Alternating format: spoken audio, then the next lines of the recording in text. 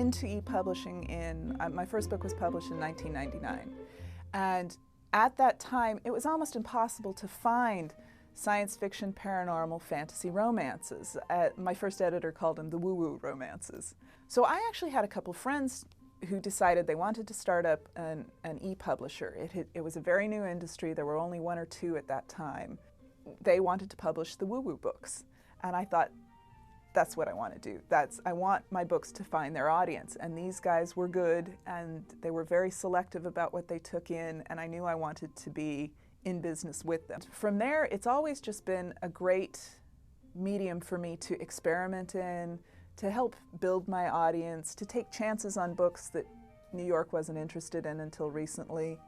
And it gave me an awful lot of freedom, especially because I was publishing while I was still finishing my PhD. I could do all of my promoting online with ebooks, and I was living in Ireland as well, so I couldn't very well travel across for conferences and do do book signings in bookstores and the kind of typical promotion that a paper-published author would do.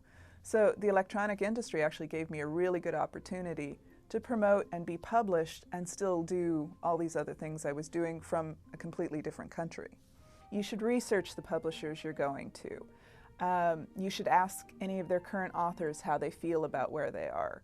When you're looking at a potential contract, make sure you have some sort of time limit on it, because there is no out of print in electronic publishing. Your book can be in print indefinitely. So you have to have some sort of time limit on your contract. And, you know, if it's a short story and you don't really care, losing it indefinitely doesn't make a difference necessarily, especially if it's with a publisher where you can make a little bit of money.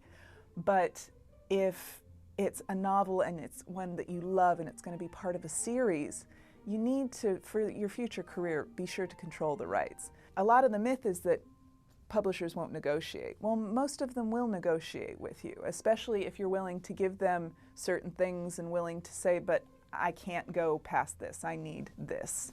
And a time limit is one I highly recommend.